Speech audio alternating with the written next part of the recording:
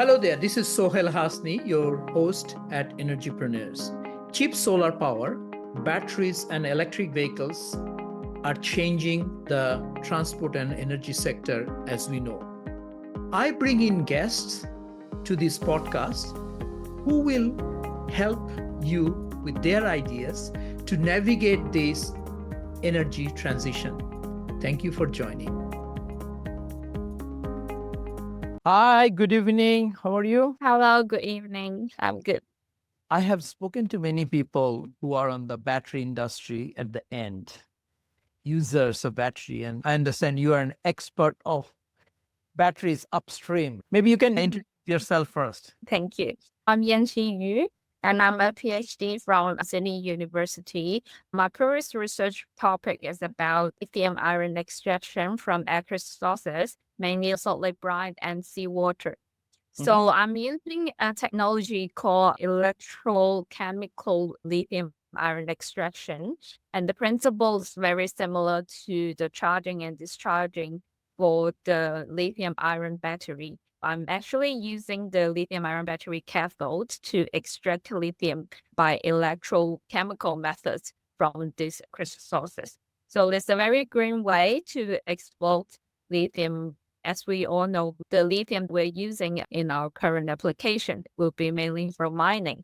And that's what normal people would know. But actually, the salt lake brines and seawaters exist a huge amount of lithium that we can exploit as the future resources once it reaches to certain stage of mining. So we can't get it back anymore. So there's some solutions that we need to export new lithium to our future applications. Just quickly on that one, I used to work in the Central Asian region, and many people told me Afghanistan has a lot of lithium, but that's in a brine. Then Kazakhstan has lithium, but that's embedded in the rocks. Then I was told that Turkmenistan also might have lithium again, maybe on the surface. So can you maybe take us through what are the different areas where lithium is mined and which countries? Because this is the lightest material on the periodic table, no? So were you asking about the difference between the solid lithium mines and... I'm saying different sources where lithium get mined from. Yeah, obviously we know lithium mine is from mining. And so the solid salt of lithium and this aqueous salt of lithium is pretty different. So I will start from my side as I'm more known of how lithium exists in this brine or seawater. So in the brine, the concentration is relatively high and the concentration might be very similar to magnesium salt at the similar range, which makes it easier to extract with the cathode without using too much electricity or other resources. Basically, the process will be go through the membrane process to concentrate as well. And also the conventional way is to evaporation, like solar evaporations, like evaporate water and makes the salt concentrated. For the seawater, as still at very research or lab scale stage of the technology. But as we know, we have so many seawater resources on the earth that we actually never ever basically use 1% of it, not even 1%. And lithium exists in it contains a huge amount, but the barrier and the challenge will be it's such a low concentration. As we all know, the main calcium will be the sodium. And how can we extract lithium out of the sodium?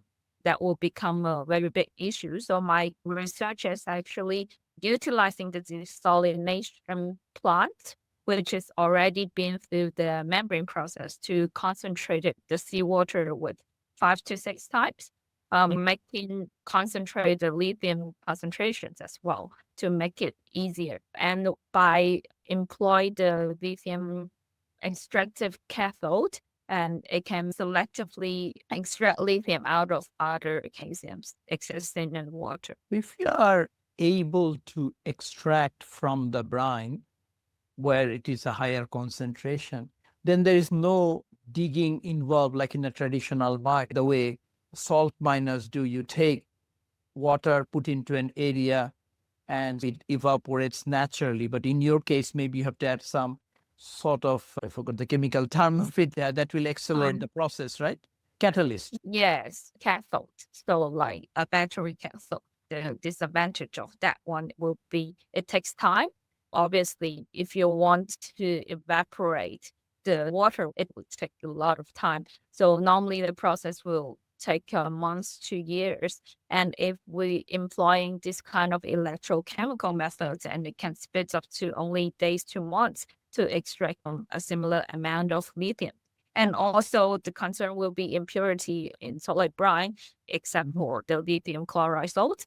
So right now it's mainly using chemical precipitation, which will be involving some acid leaching to selectively leach the lithium from all sorts of salt, been through a long chemical process to filter it out to get the final lithium salt that we want.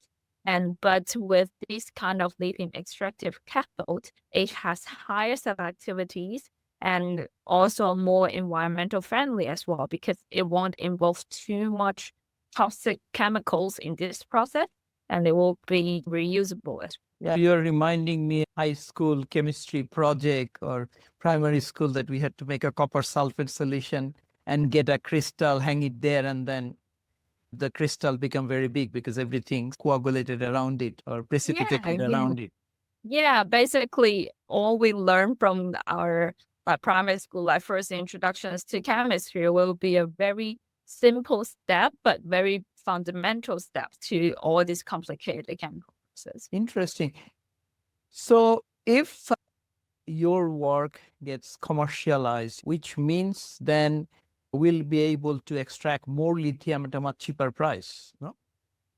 Yes, actually, the thing will be how to design these chemical plants properly and how to maintain the materials that we use by using what we have been using in the battery industry. Because the battery industry, we are using such a small cathode, just imagine by a cell battery or normal battery that we use. It's just such a small piece. But if we implementing those materials into the actual application, we need to consider the membrane process. How's the mobility, how's the cycling performance, and how the capacity with larger amounts with higher impurity. So that will be the concern. Some factors need to be considered when we actually build this process system. But more or less, unless a country is landlocked country or double landlocked, most countries have access to ocean, as you mentioned. Are there a particular areas where lithium is more concentrated or it's distributed uniformly, except maybe few lakes and others? How is this distributed in naturally the brine? So simple way to describe it is more like a energy drink that you might have some vitamin C in there, you have some sugar, you have some salt dissolved in the water. It's like evenly dispersed in a solution. But however, it will vary from the concentrations for different lithium. So if you're saying that distributed worldwide, I would say most country. Not sure if I'm giving the right context, but for I believe China is currently doing some sort of like brine lithium extraction projects already. And in the northwest area on Chinese, so from that part, it has a lot of solid brine. And also Australia has abundance salt like brine resources across Australia. Bolivia, the name comes up every time lithium. Oh yeah, and I think Chile and Argentina Chile are also, doing yeah. something as well. And also my previous research group collaborating in Qatar University, they're doing some research on that. And I believe the Qatar government is funding this process to making it commercialized as well. So trying to build something fundamental technology to implement it to actual use. So countries with abundant brine resources will be a very good start, and slowly implementing to the coastal countries will be a future direction. Because you mentioned that you can extract lithium with lithium cathode from the system, so that process should be able to use also to recover lithium from used batteries and things like that? Is it something possible, or do you want to make any comments on that technically? Oh, yeah, thank you. So I would say it's a kind of two different process. As far as I know, for spent lithium ion battery, now it's mainly using the acid leaching method.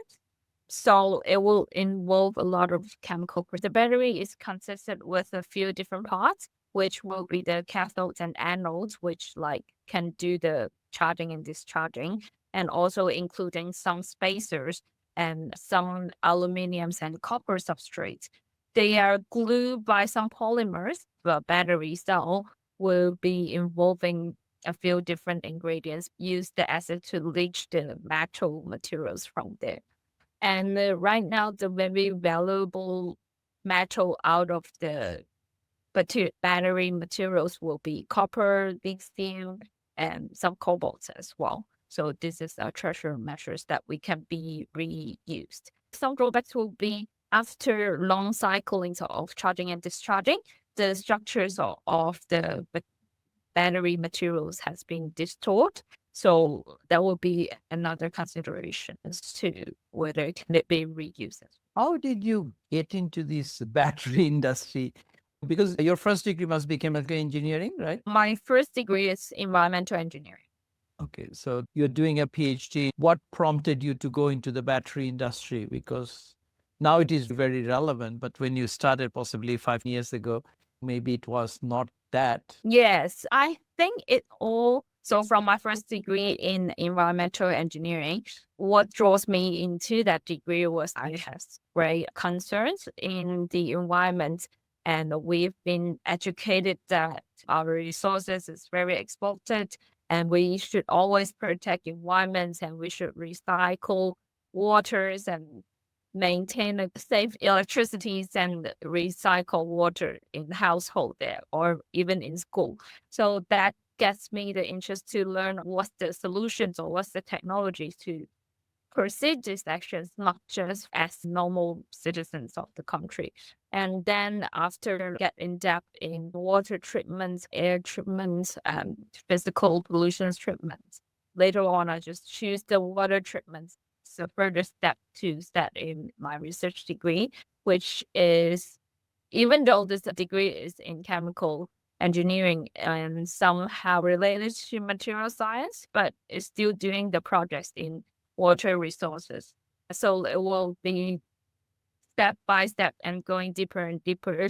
And because of doing this project, so I get to know a lot of existing energy issues. And then I start to have some passions on these energy solutions to get to know, okay, what exactly is happening in this renewable energies and the battery industry.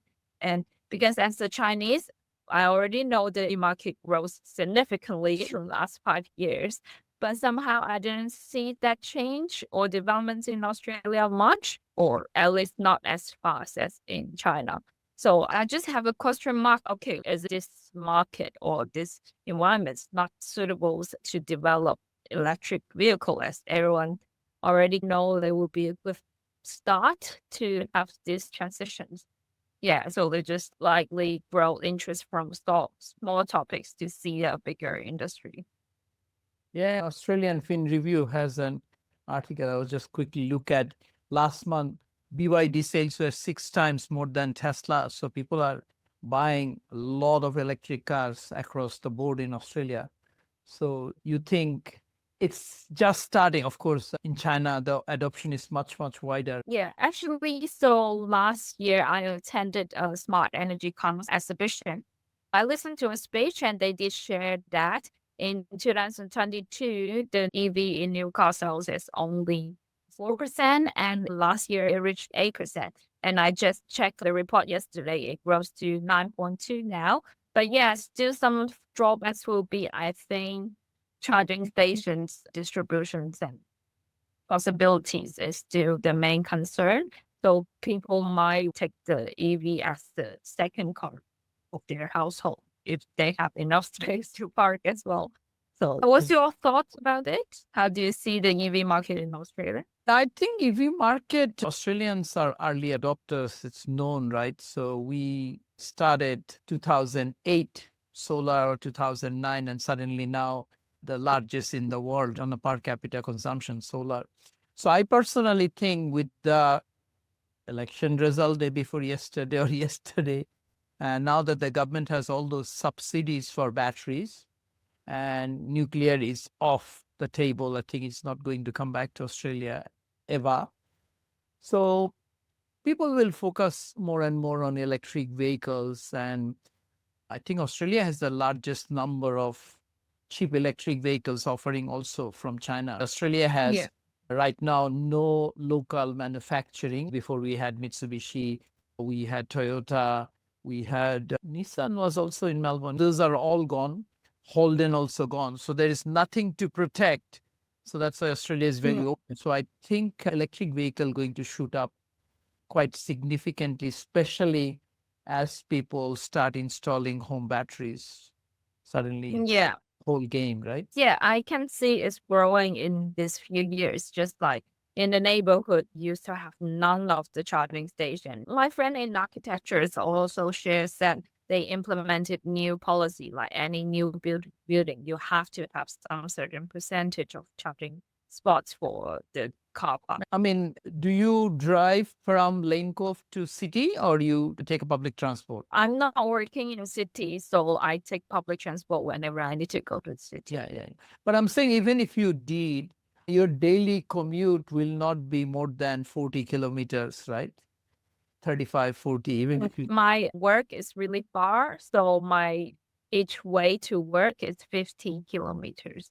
Yeah. So 15 is almost nothing. I did when I have a Tesla in Sydney when I got my car 2 years back. So without thinking through, we decided to visit family in Sunshine Coast. That is almost 1,200 kilometers. So we made it. Of course, Yeah. supercharger here and then. 2 years back, there's not many charger. Now there's tons and tons of chargers. So I think Yeah. it's just the perception, this range anxiety.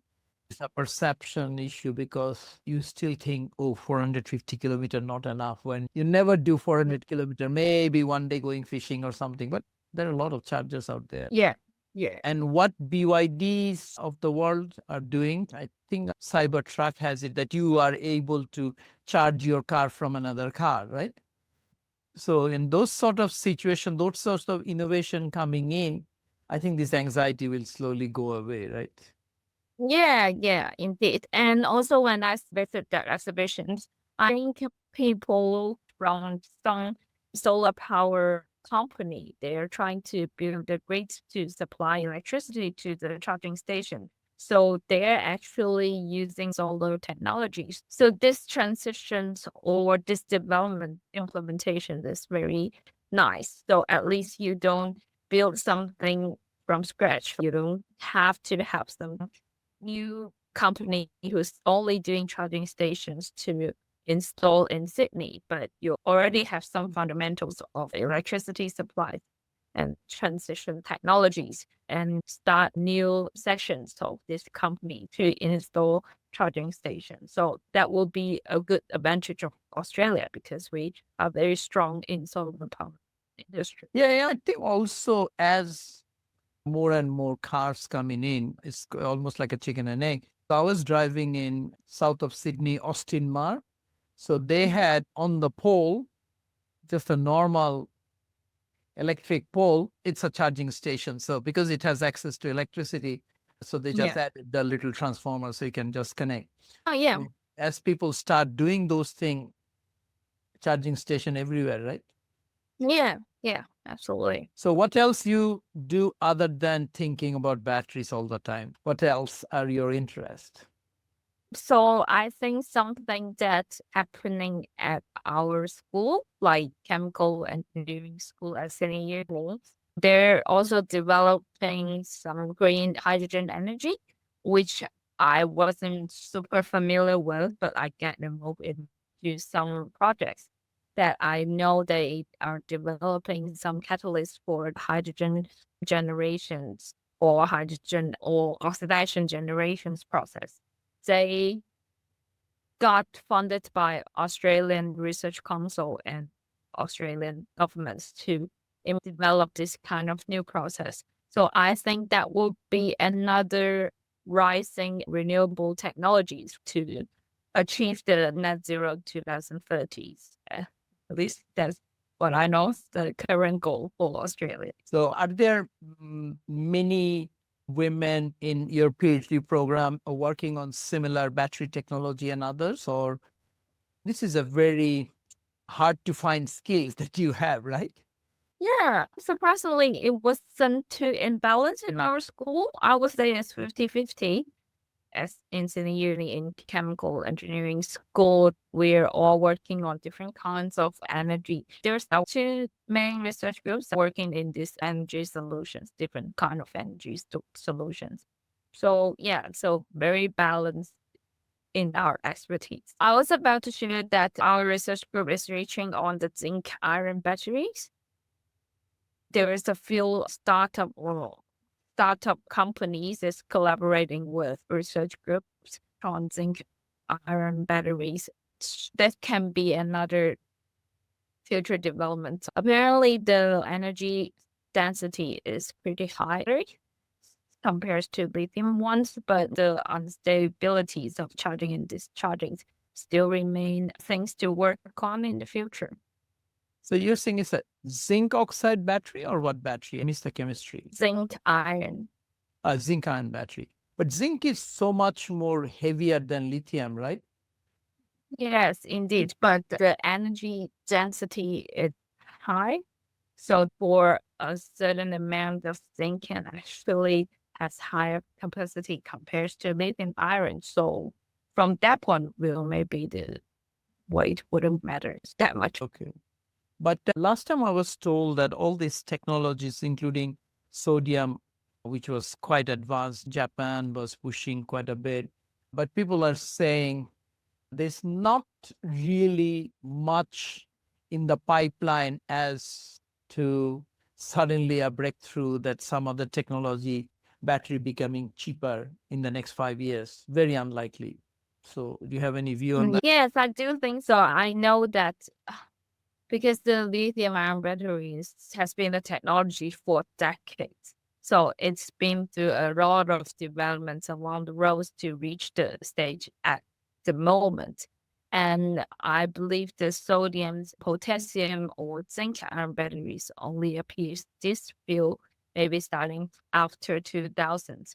So it will still be some way to go. And also the main concern will be the safety issue, like how stable they are in larger scales. If we use it in the or some energy storage device, how safe can it be? Apparently, what I've known on zinc iron battery, they're using a flexible hydrogel to make it bendable. So it's not conventional lithium iron battery kind of form, but it's a bendable devices that they're working on. So that can provide a stable environment for the zinc to charge and discharge. But I do think it will remain at the lab scale research at the moment. But people are very smart, so with the new technology implications, maybe we'll have some breakthrough sometime. Yeah, and also zinc and other technology except sodium. Sodium is also, of course, salt. Sodium and lithium, you can extract them from brine without much drama. Any other technology is very hard to compete, right? Because you have to dig them up, whether it's iron or something else, right? Because these are all occurring deep under the ground. So when you do large quantities, there's a mining issues, a lot of environmental impact, right? Yes. And coal was okay if it was Yes. available in the surface and did not produce carbon dioxide, right? But coal, you have to dig super deep, right? Yes, but since it's such a mature technologies can mine for larger amounts of metal at one time, and I think the environmental cost is not the main concern to industry. I really wish that one day when this greener technologies to extract lithium from natural sources become more efficient in larger scales and lower cost, it will good to raise some awareness to have the efforts to put in the beginnings, infrastructures, buildings, and then later on we will enjoy the process of that is continuously explore, and it will be more sustainable way to do it. Are you working on any pilot project that is very exciting and you want to share? I know that you are doing broad research on how to improve the extraction of lithium and other, but are you doing any specific pilot project or any downstream? Not really. So now my work is actually as a chemist in a resin manufacturing company. So I'm not really still staying in the lithium research, but I just like keep up to date news to keep my mind fresh. So what do you tell an entrepreneur or someone who's interested get into this lithium industry? They want to be like you. What should they study? You went from the environmental engineering route. What's the best option? Yeah. So I think I really enjoy it as an engineering student because it will be solving more real world projects or questions. Even though our research is still at the lab scale stage for doing some fundamental testing and experimenting. But from that point of view, it will actually have provide a very good fundamental. So for anyone who's interested in entrepreneur, I will say keep the technology up to date, cutting edge technology, and also focus on the policies and the resources across the world. What's going on where, why? Give some analyze based on backgrounds. How will that change because of AI? Do you see AI impacting that process, accelerating everything, right? Yes. So I'm actively using ChatGPT to facilitate my daily work. When I was doing research, AI wasn't a big thing, at least not as popular as now. I know a lot of people were using AI to write their essays and do some research. I really think AI is a good way to start researching some basic concept, get you in a field that you never get in touch with, then you will have a very from structures to what kind of aspect that you should get to know. And then raise some questions to AI, write down the things that you get from it and ask more, ask deeper, ask the AI to help you think. That will be a good 24 hours real life engaging. So I would say the information retrieving tool is very useful. Yes, absolutely. And it will shorten the speed for people to get to know something is completely new to them. Absolutely. Is there anything else I could have asked? That's basically what I want to share. Okay, Yanxi, thank you so much for your time. Thank you. We hope you enjoyed this episode of Energypreneurs. To continue listening to this conversation, please visit us at Energypreneurs. Thank you. See you next time.